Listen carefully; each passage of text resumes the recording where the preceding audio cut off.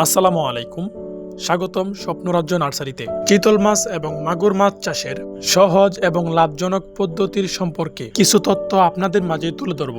প্রথমেই শুরু করা যাক চিতল মাছের পোনা দিয়ে। চিতল মাছ খুবই সুস্বাদু একটি মাছ। এই মাছগুলোর বাজারে উচ্চ মূল্য রয়েছে। খুবই চড়া দামে এই মাছগুলোকে বিক্রি করা হয়।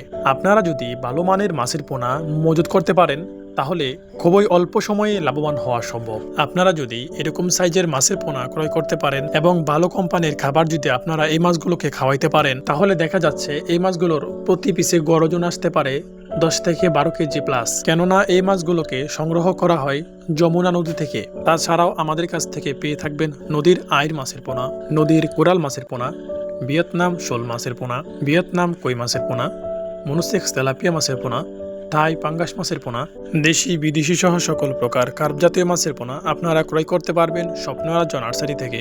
আমরা সারা বাংলাদেশে মাছের পোনা হোম ডেলিভারি দিয়ে থাকি। তো ভিউয়ার্স, ভিডিও স্ক্রিনে এখন যে মাছের পোনাগুলো দেখতেছেন এগুলো হচ্ছে দেশি মাগুর মাছের পোনা।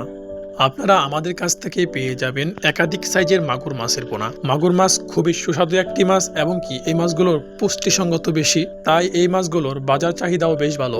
আপনারা যারা কম খরচের মাছ চাষ করতে চাচ্ছেন তাদের উদ্দেশ্যে আমি কথাটা বলবো, মাগুর মাছ চাষ করলে মাগুর মাছের খাবার খুবই কম। কেননা এই মাছগুলো পুকুরে প্রাকৃতিক খাবার বেশিরভাগ খেয়ে থাকে, যেমন পুকুরে জুট, প্লান্টন, ফুলজির এগুলো খেয়েই মাগুর মাছ বেঁচে থাকে এবং কি বাজার উপযোগী হয়ে যায়। আপনি যদি অন্য অন্য কার্প জাতীয় মাছের সাথে মাগুর মাছ চাষ করতে চান তাহলে মাগুর মাছের জন্য এক্সট্রা কোনো খাবার প্রয়োগ করতে হবে না। আপনি অন্য অন্য কার্প জাতীয় মাছদেরকে যে খাবার দিয়ে থাকবেন ওখান থেকে কোনো খাবার অপচয় হবে না, মাগুর মাছগুলো খেয়ে বাজার উপযোগী হয়ে যাবে। তাই আর দেরি না করে এখনই যোগাযোগ করুন এই নাম্বারে 01307281974। আমার আজকের ভিডিও ছিল এই পর্যন্তই।